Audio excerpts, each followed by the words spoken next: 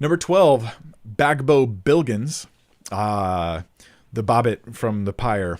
Bagbo Bilgins says, are our deaths appointed to us in both time and manner? If a person dies being hit by a car on the corner of Times Square, was it always going to end that way? Thank you for all you do. Okay, so in a sense, yes, and in a sense, no. In the relevant sense, in the most important sense I care about telling people, no. Let me try to explain my two senses that I've just sort of come up with as categories off the top of my head that hopefully help.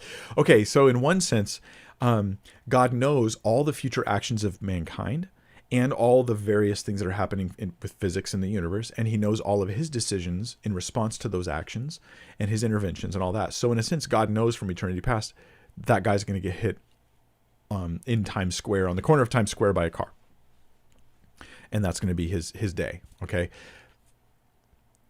Now, in the other sense, okay, let's zoom out away from God's omniscience for a second, because you don't have that omniscience at all. That man made real choices. Like that morning, that man could have gone to Times Square, or maybe he could have gone somewhere else to buy some candy at a local amazing candy store, giant 6-story candy store full of every kind of candy. Just favorite place. The guy made a real choice to go to Times Square in this hypothetical scenario instead of the candy store. Now, God knew that choice. Okay, here's the one sense. God knows the choice he makes, but the man made a real choice.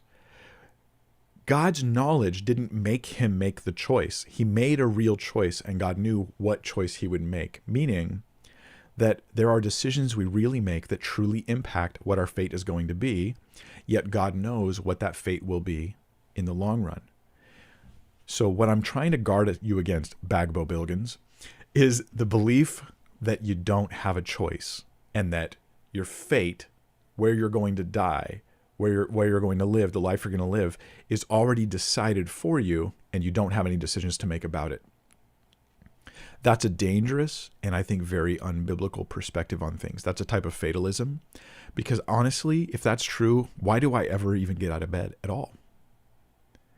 I think people who believe that kind of fatalism, that they tend to make a lot of bad decisions and they don't feel responsible because they think it's the hand they were dealt, and they don't realize they're making choices here.